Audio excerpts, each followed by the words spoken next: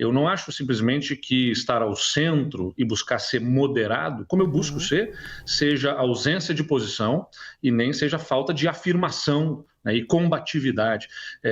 Eu acho que nós temos que ser um terceiro polo, não é sobre simplesmente ficar no meio, contemporizando entre um e outro, é sobre ser um terceiro polo que polariza com os dois, né, mas uma polarização diferente, não simplesmente tentando dizer que nós somos do bem enquanto os outros são do mal.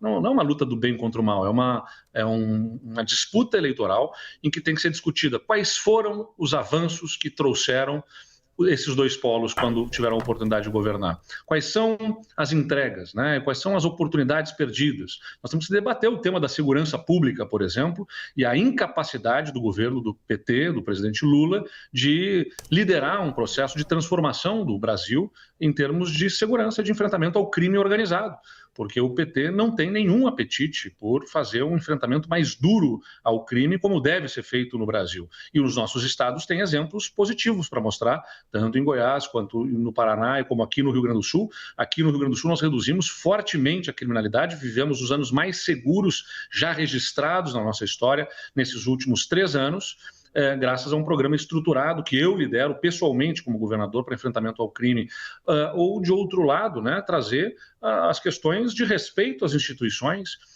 de equilíbrio institucional, fundamental para que o país possa avançar, que Bolsonaro não trouxe para o Brasil também. Então, eu tenho vontade de debater isso, de discutir isso também nas eleições. E sem precisar fazer ataques pessoais, preciso convencer de que alguém aqui é mal intencionado nesse processo. Quero discutir projeto, quero discutir programa, quero discutir o que se fez, mas principalmente qual é o plano de futuro que se tem para o Brasil, com altivez, com firmeza, com posição, com posicionamento num processo eleitoral, sem que isso signifique ataques gratuitos. Isabel Mega, nossa analista, fala direto dos estúdios de Brasília com o senhor. Isabel. Oi, governador. Boa tarde. Bem-vindo aqui novamente à CNN. O que vai dizer qual de vocês três será o escolhido? É pesquisa pura e simplesmente? Vai ter essa linha de pragmatismo dentro dessa análise que vocês pretendem fazer de forma consensual? Eu queria ouvir de vocês também o que vocês acham dessa ideia de terceira via, já que há uma tentativa de distinguir cenários lá de 2022. É uma expressão que vocês acham que se adequam ao que vocês estão tentando propor? Olha, não tem um critério objetivo, porque não é um processo matemático, né? Ele é a partir do nosso sentimento político, das nossas vivências, também a partir do que as pesquisas dizem, mas muito para além da pesquisa de intenção de votos, porque essa diz muito pouco. A pesquisa de intenção de votos, ela reflete aquilo que os brasileiros vivenciaram nas últimas eleições. Eu me lembro bem, quando eu fui candidato a prefeito lá em 2012, vou pegar o meu microcosmos lá, um ex-prefeito que era oposição ao governo que estava na época, estava lá na frente nas pesquisas. Se fosse olhar aquilo sozinho, dizia que ele estava eleito, né? Mas as pessoas não conheciam ainda que outros candidatos poderiam ter. Eu me apresentei começando com 9%, terminei eu com 40% na frente, aquele ex-prefeito caiu lá para 27%. Então, quer dizer, a gente tem que entender que as pesquisas de intenção de votos nesse momento estão refletindo uma coisa, né? Que há uma parcela grande da população que rejeita o governo do presidente Lula. O presidente Lula ainda tem capacidade de aglutinação, até porque ele é no seu campo político à esquerda uma única figura posicionada nesse momento, nesse processo eleitoral, então ele aglutina votos ali, não há nada que represente dentro do seu campo político eleitoral uma alternativa. E como há essa polarização, o eleitor é levado a pensar, olha, ou é um ou é outro, até que ele conheça as outras alternativas.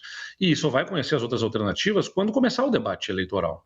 Porque nesse momento, né, o cidadão, o trabalhador, enfim, está preocupado com o seu trabalho, com a sua família, tem que botar comida na mesa, tem que resolver problemas de casa, tem as questões do seu trabalho, enfim. Quem está discutindo política somos nós, políticos, analistas políticos, os economistas, por conta das expectativas de mercado aqui e ali, mas para o cidadão em geral, essa discussão vai vir um pouco mais tarde. E quando vier, conhecendo as candidaturas, vai entender quais são esses nomes e as oportunidades que tem de transformação de escolhas diferentes daquelas que foram feitas no passado. Então, vai ser muito mais olhar a pesquisa pelo que ele aponta de sentimento, né? E o sentimento que estão apontando as pesquisas agora é de rejeição ao governo, né? Mas também há muita rejeição àqueles que representam o antigo governo do presidente Bolsonaro. E isso revela uma oportunidade para uma candidatura alternativa. Dentro do PSD, o que vai se fazer é discussão, conversa entre as principais lideranças. O presidente Kassab foi muito hábil ao longo dos anos aí, especialmente mais recentemente, para atrair muitos líderes com uma trajetória, com formação, com capacidade de leitura desse ambiente, que vão ajudar nesse processo de entendimento e de decisão. Não vai ser prévias, não vai ser por votação, não tem um elemento objetivo de uma pesquisa específica, vai ser por essa boa discussão interna e entendimento, porque, eu insisto, a minha vontade de ser presidente existe, tanto quanto é legítimo que tenha o Caiado, que tenha o Ratinho, como eu sempre digo, como qualquer jornalista no interior hoje do Brasil tem o sonho de chegar na CNN, ser âncora da CNN, ser um jornalista, um dos principais veículos de comunicação. É uma aspiração legítima de cada um.